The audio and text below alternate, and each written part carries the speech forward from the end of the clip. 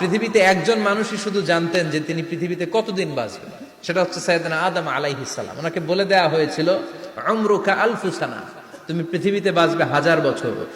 কয় বছর? সাইয়েদনা আদমের সামনে অনেকগুলো রুহু রাখা হয়। সাইয়েদনা আদম বললেন, এরা কারা? আল্লাহ বললেন, এরা হচ্ছে নাসালুক, তোমার বংশধর, পৃথিবীতে তোমার পর এরা পৃথিবীতে আসবে।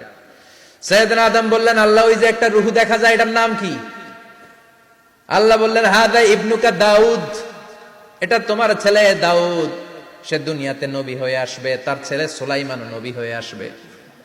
সাইয়েদনা আদম বললেন, মাবুদ, আমার ছেলে দাউদের কত বছর হায়াত আপনি দিয়েছেন? আল্লাহ বললেন, 40 সানা, মাত্র 40 বছর, 4 ইয়ার্স, 40 বছর তোমার ছেলেটা বাঁচবে। ও আল্লাহ, আমি বাঁচবো কয় বছর? তুমি বাঁচবা 1000 বছর। সুবহানাল্লাহ। সাইয়েদনা আদম বললেন, মাবুদ, এত ফুটফুটে সুন্দর আমার ছেলে দাউদ, মাত্র 40 বছর দিলেন কেন? জিদ মিন উমরিহি, বাড়ায়া দেন। কি করেন? সুপারিশ করতেছে পোলার লাইগা কে? বাবা। আল্লাহ আপনি বাড়ায়া দেন। আল্লাহকে বাড়ানো যাবে না, লেখা হয়ে গেছে। রুফিআতিল আকলাম ওয়া জাফফাতিস সুহুফ, কলম তুলে নেওয়া হয়েছে আর কালি শুকায় গেছে, আর কিছু করা যাবে? সাইয়েদনা আদম বললেন, মাবুদ, আমার 1000 বছর কেন দিলেন?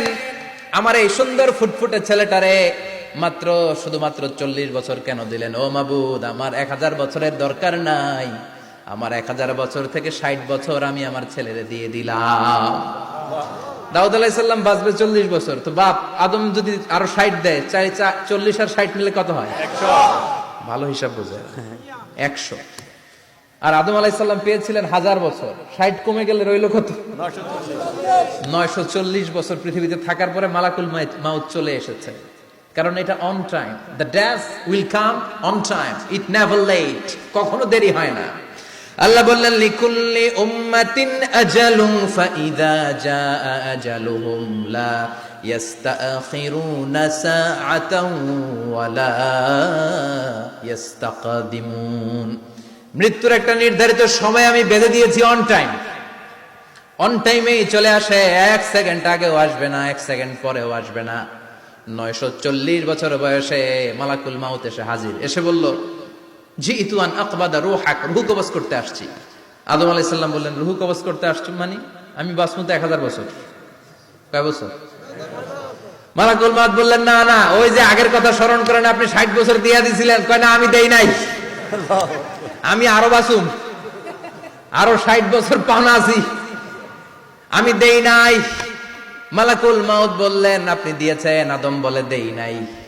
মালাকুল মাউত বলে, আল্লাহ ঘটনা দেখেন, দিয়া কয় দেই নাই। আল্লাহ কয়, থাক, কথা কইস না, আয়া পড়। সুবহানাল্লাহ পড়ো। নাসিয়া আদম ফানাসিয়া বানু, ভুলে গেছেন উনি। আমরা ভুলে যাই, আমরা খেয়ে বলছি খাই নাই, নিছিলাম পকেটে, কয় নেই নাই।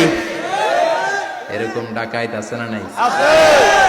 নাসিয়া আদম ফানাসিয়া বানু, বিশ্বনবী বললেন, আদম ভুলেছে তো তার সন্তানরাও ভুলে যায়।